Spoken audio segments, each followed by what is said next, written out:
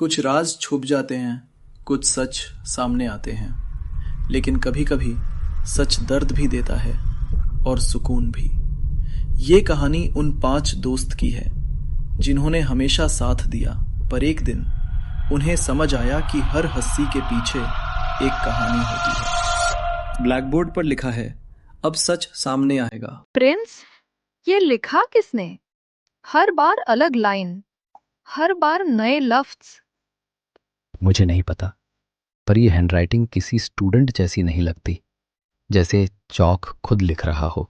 सुबह आते ही देखा और अब लगता है ये कोई सिग्नल है। कुछ है जो हमसे कम्युनिकेट कर रहा है। तुम लोग फिर से घोस्ट वाली बातें शुरू करती है। इतना ओवरथिंक मत करो। ये बता, जरूर इसी में कुछ राज छुपा है। बेंच पे बैठकर अक्षत किताब पढ़ता है और उसके आसपास का माहौल बदलने लगता है। तुमने मुझे जगाया है। रिलैक्स, ये सिर्फ लिखा हुआ टेक्स्ट है। रियल लाइफ में कुछ नहीं होता।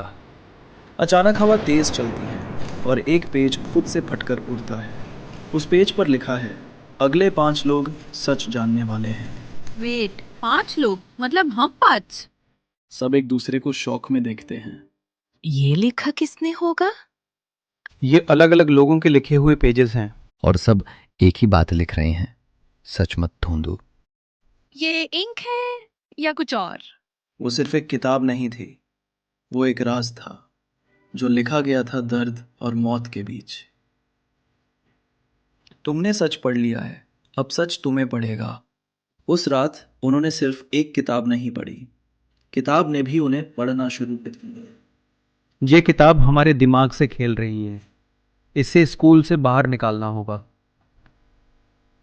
और अगर ये हमारा पीछा ना छोड़े तो?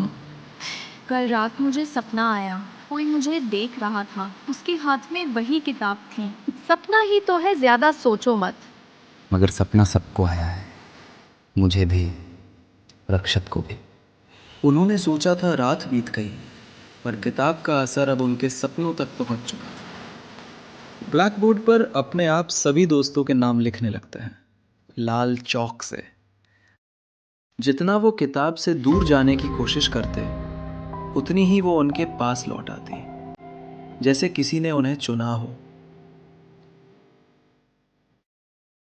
अचानक बोर्ड से चौक गिरता है और खुद ब खुद एक लाइन लिखी जाती है, सच तुमसे दूर नहीं जाएगा। ये किताब अब हमारे दिमाग में घुस गई है। मुझे लगा मैं पागल हो रही हूँ। अब क्या करें? इसे स्कूल से बाहर निकालेंगे, हमेशा के लिए। और अगर ये हमें छोड़ के न गई तो हम इसे खत्म कर देंगे।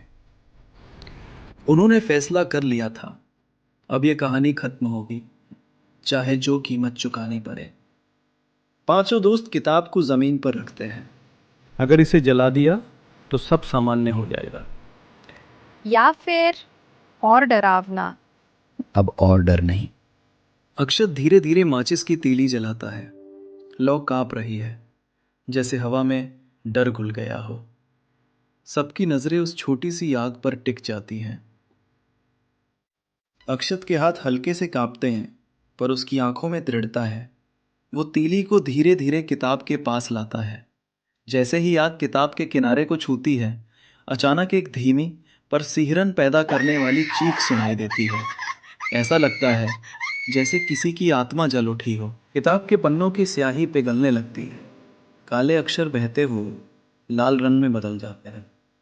हर पन्ना धीरे धीरे जलता है और राख में बदलने से पहले एक एक शब्द झलने लगता है, जैसे वो आखिरी बार कुछ कहना चाहता। आखिरी पन्ना मुड़ता, आग की लपट उसे निगल लेती है और राख पर उभरता है। एक पल में सब खत्म, जैसे किसी ने उस कहानी से जान निकाल दी। अगली सुबह उसी क्लासरूम में सूरज की हल्की रोशनी फैल चुकी थी और सब कुछ फिर से बिल्कुल सामान्य दिख रहा था। सब ठीक लग रहा है। लगता है वो सच अब हमेशा के लिए खत्म हो गया। कभी कभी कहानी खत्म होने का मतलब होता है शांति मिल जाना। स्कूल की घंटी बजती है, बच्चों की हंसी गूंजती है, सब कुछ फिर सामान्य हो गया। जैसे कुछ हुआ ही नहीं। कुछ सच लिखने के लिए नहीं होता है, उन्हें बस दफनाना पड़ता है। शायद उन्होंने भी एक कहानी नहीं जलाई, एक राज जला दिया, और उस दिन के बाद किसी ने उस किताब का नाम फिर कभी नहीं लिया। और दोस्तों, कहानी के साथ एक छोटी सी बात मैं भी कहना चाहता हूँ। आप सबने मेरी हर वीडियो को जिस प्यार और सपोर्ट से देखा है, वो मेरे लिए किसी ताली से कम नहीं, बल्कि एक ताकत है। आप सब मेरे साथ जुड़े रहें, मेरी मेहनत को सराहा, इसके लिए दिल से धन्यवाद। उम्मीद है आगे भी आप इसी तरह मुझ पर भरोसा और प्यार बनाए रखेंगे। तो मिलते हैं अगली वीडियो में एक नई कहानी के साथ। तब तक के लिए अपना ख्याल रखिएगा, मुस्कुराते रहिएगा। नमस्कार।